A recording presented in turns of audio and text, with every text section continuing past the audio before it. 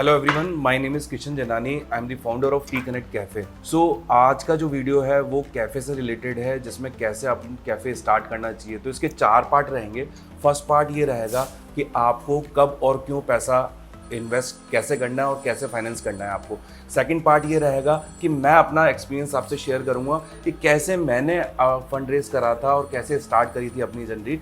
Third phase में मैं बताऊंगा कि कौन कौन से मेथड्स रहते हैं जिससे अपन फंड रेज कर सकते हैं, क्या क्या मेथड्स अपन यूज़ कर सकते हैं कि जिससे आप कैफ़े स्टार्ट करें। और फोर्थ फेज ये रहेगा कि कॉस्ट डिस्ट्रीब्यूशन, कि आपको जो फंड रेज करा है कैसे कैसे आपको डिवाइड करना है कैफ़े के अंदर या रेस्टोरेंट के अंदर जो आप स्टार्ट कर रहे हैं।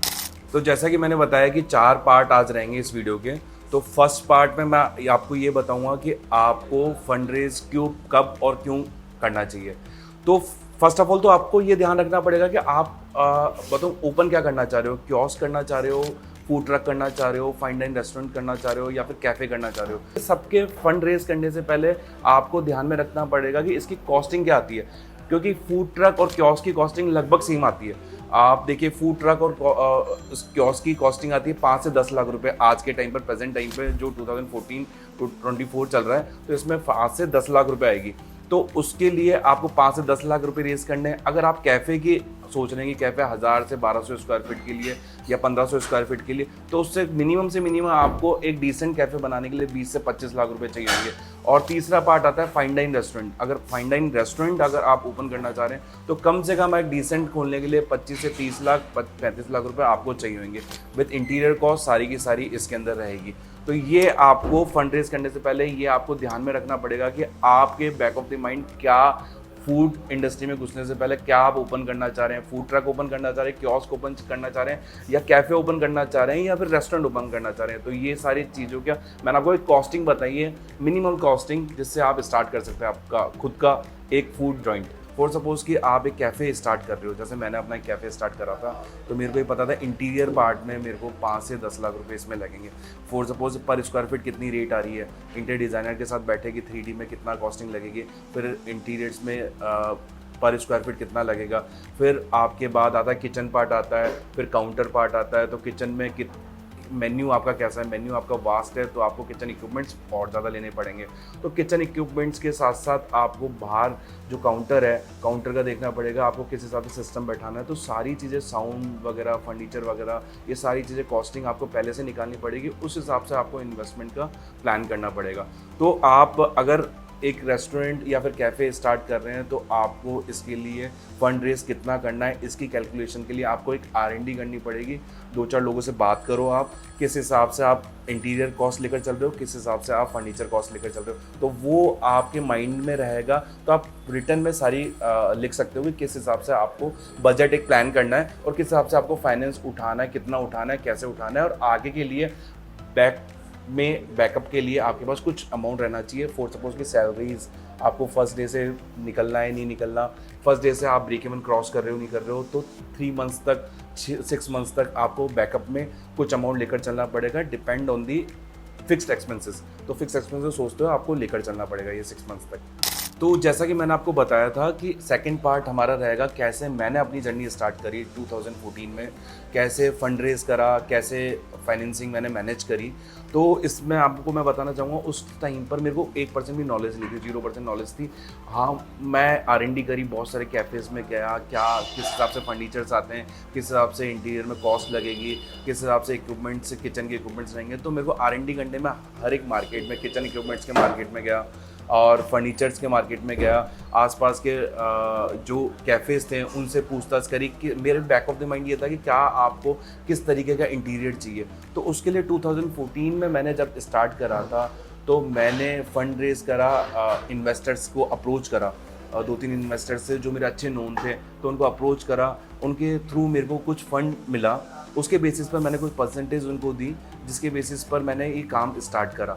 तो मैंने ये सारी चीज़ें क्या R&D 6 महीने तक करी। उसके बाद मैंने एक छोटा सा पायलट प्रोजेक्ट स्टार्ट करा। पायलट प्रोजेक्ट में मैंने एक छोटा सा कम बजट का कैफ़े स्टार्ट करा, जिससे मेरे को समझ में आए अगले 6 महीने में कैसे आपको कहाँ चैलेंजेस आते हैं, कहाँ आपको सीखने को मिल रहा है। तो उसके बेसिस पर मैंने ये जर्नी स्टार्ट करी थी।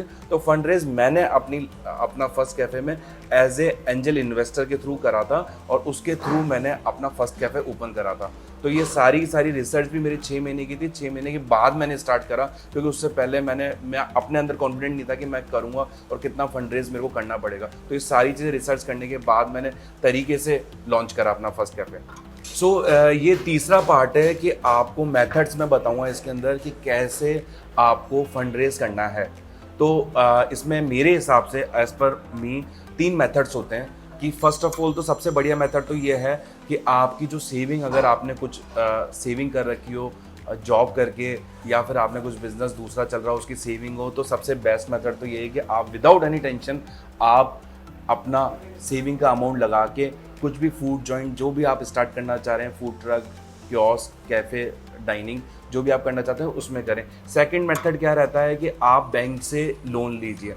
अगर आपके पास सेविंग नहीं है तो सेकंड मेथड में तब जाएंगे अपन जब आपके पास सेविंग नहीं हो, तो अपन सेकंड मेथड में जाएंगे कि आप बैंक से लोन सकते हैं। बट उसके अंदर क्या रहता है, एक रिस्क फैक्टर ये रहता है कि आप इंटरेस्ट रेट्स जो लगेगी बैंक की, तो वो इंटरेस्ट आपको पे करना पड़ेगा। ठीक है, तो ये सेकंड मेथड में कहीं ना कहीं रिस्क है, और कहीं ना कहीं क्या है कि आप बैक ऑफ द माइंड आपके पास क्या है कि EMIs पे करनी पड़ेगी। तो वो एक सेकंड मेथड में मैं प्रेफर नहीं करता, बट आपके पास अगर सेविंग नहीं हो तो आपको उसमें जाना पड़ेगा।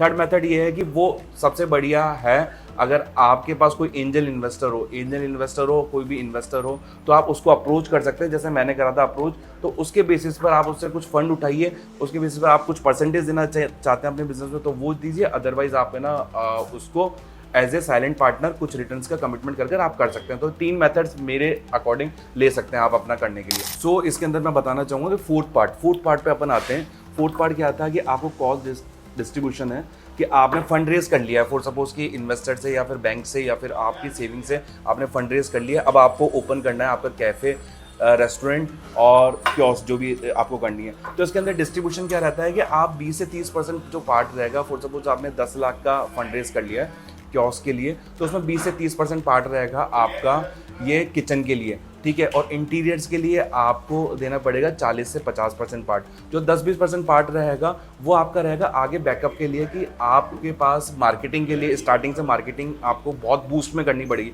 तो मार्केटिंग में आपको 10-20% पार्ट उसका वो रखना पड़ेगा। तो ऐसे आप डिस्ट्रीब्यूट कर सकते हैं, कॉस्ट डिस्ट्रीब्यूशन जो भी आपका फंड रेज हुआ है उससे आप स्टार्ट कर सकते हैं। तो ये आपके मेथड है जिससे आप एक फंड रेज करके आप अपना फूड जॉइंट स्टार्ट कर सकते हैं। Thank you.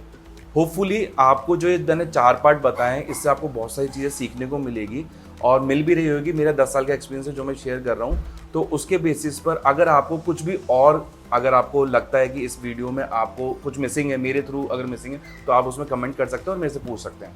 Thank you.